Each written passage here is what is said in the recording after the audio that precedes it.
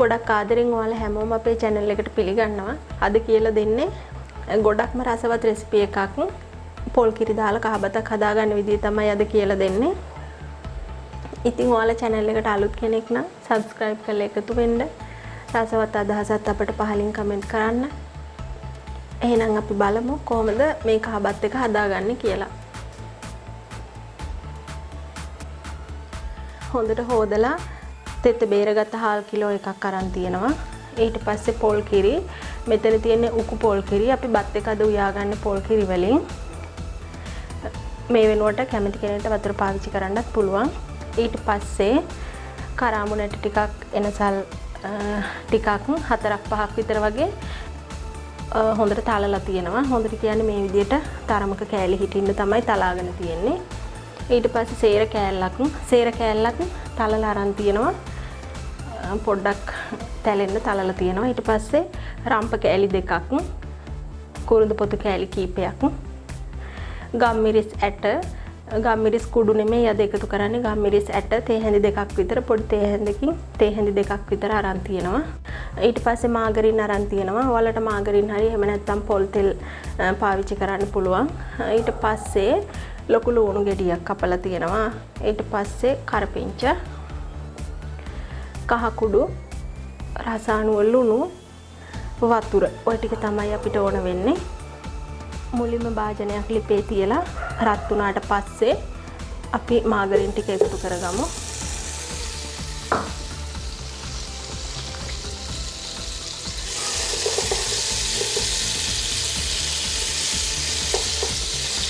මාගරින් ටික දිය කරගත්තට පස්සේ අපි එකතු කරගමු රම්ප කෑලි ටික, සේර කෑල්ල, කුරුඳු පොතු ටික, මේ තලාගත්ත කරාමු නැටි එනසල් ටික. ඊට පස්සේ කරපිංච ලුණු ටික මේ විදිහට හොඳට එකතු කරගමු.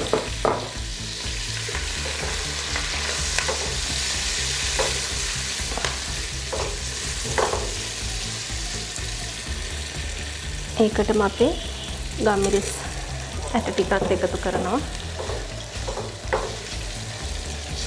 පොඩ්ඩක් මේක ටෙම්පරාදු වෙනකන් අපි තියාගමු.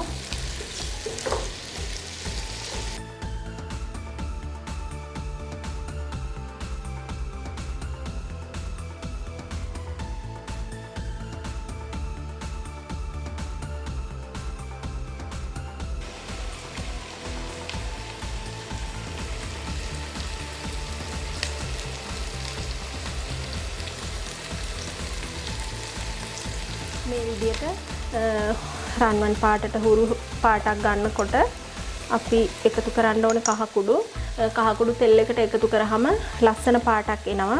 ඒ කියන්නේ කහවල දීප්තිමත් ගතිය වැඩි වෙනවා. හැබැයි ගොඩක් වෙලා කර වුණොත් එහෙම පාට නැති වෙනවා. මම කහ කුඩු මේ විදිහට තේ හැඳෙන් 3 කාලක් විතර එකතු කරනවා. එකතු කරගෙන පොඩ්ඩක් මේ විදිහට කලවම් කරලා ඊට පස්සේ හාල් ටික එකතු කරනවා. ගොඩක් වෙලා කහ දාලා තියාගන්න නැහැ. දැන් අපි හොඳට කලවම් කරන්න ඕන මේක.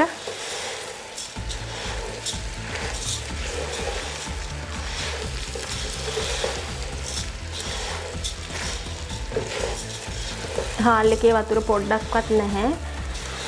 හොඳට තෙත ටික හිඳුන හාල් තමයි දාගෙන තියෙන්නේ.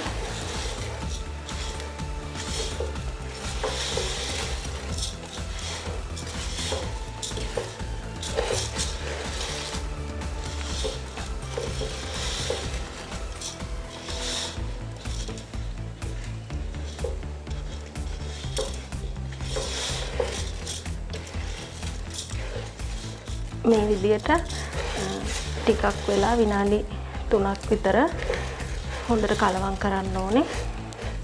හාල් ඇට ටික තරමක් බැදෙන එක තමයි මෙතනදි වෙන්නේ.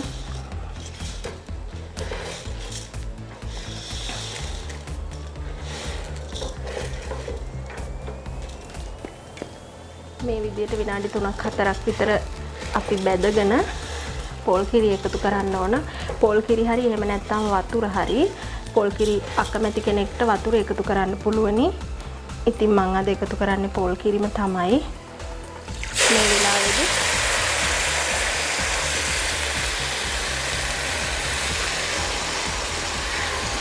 පොල් කිරි ටික එකතු කරා. මේ විදියට උයන්න කැමති නැති කෙනෙක් ඉන්නවා නම් ඒ කියන්නේ රයිස් කුකර් එකේ උයන එක පහසුයි කියලා හිතන කෙනෙක් ඉන්නවා නම් අපිට පුළුවන් වතුර හරි පොල් කිරි හරි වමනා ගන්නට දාගත්තට පස්සේ රයිස් කුකර් එකට මේ මිශ්‍රණය එකතු කරන්න. දැන් මම දාගත්ත පොල් කිරි මදි. ඒ නිසා මම වතුර ටිකක් එකතු කරනවා. ගොඩක් බෙරි වෙන්න නෙවෙයි උයාගන්න. ඒ නිසා වතුර ටික හරියට තියාගන්න ඕන. මේක එක ලෙවල් එකකට අරගෙන තමයි වතුර ඇද්ද කියන එක බලන්න වෙන්නේ.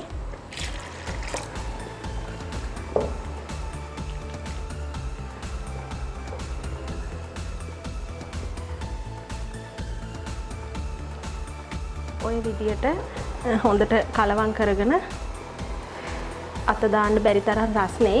මෙන්න මේ පුරුක ගාවට වතුර තියාගන්න ඕනේ. ඒක සමහර වෙලාවට එක එක හාල් අනුව දාන ගින්දර අනුව එහෙමත් වෙනස් වෙනවා. කොහොම වුණත් ඒ වගේ හරියට ගින්දර තියාගත්තාම ඇති. දැන් අපි මේකට තාම ලුණු එකතු කරේ නැහැ. අපි මේ වෙලාවේදී ලුණු ටිකත් එකතු කරගමු. මම ලුණු තේ හැඳි 2මාරක් විතර වගේ එකතු කරනවා.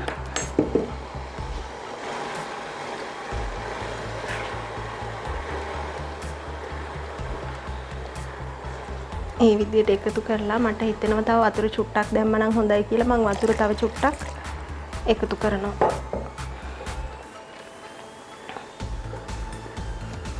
හරි. දැන් අපි බත් එක උයා ගන්න ඕනේ. රයිස් කුකර් එකට මාරු කරනවා නම් මේ වෙලාවේදී මාරු කරලා රයිස් කුකර් එකේ උයා ගන්න පුළුවන්. දැන් මම බත් එක වහගෙන ඉදෙනකන් උයා ගන්නවා. විනාඩි 3කට විතර පස්සේ මේ විදිහට හොඳට අඩු වෙලා තියෙනවා. දැන් මම මේක කලවම් කරෝතින් මේ බත් එකේ බත් ඇට ටික පොඩි වෙන්න බලන නිසා මම මොකුත් කරන්නේ නැතුව ගින්දර මීඩියම් එකට වගේ දාගෙන තව ටිකක් වෙලා උයා ගන්නවා. දැන් ආයෙ විනාඩි 2කට විතර පස්සේ ඇරලා බලන්නේ මම. හරිම සුවඳයි බත් එක. වතුර ගතියක් පේන්නත් නැහැ. දැන් ඒත් පොඩි තෙතමනයක් තව තියෙනවා. ඒ නිසා මම තවත් විනාඩියක් විතර ගින්දර හොඳට මඩු කරලා උයා ගන්නවා. ඒක ඔයාලගේ ගින්දර දාන ප්‍රමාණය එක්ක තමයි ඔයාලට කාලය තීරණය කරන්න වෙන්නේ. මට තව විනාඩියක් විතර තියෙන්න ඕනේ. මම තව චුට්ටක් වහ ගන්නවා. දැන් තව විනාඩියකින් මම ඇරලා බලනවා.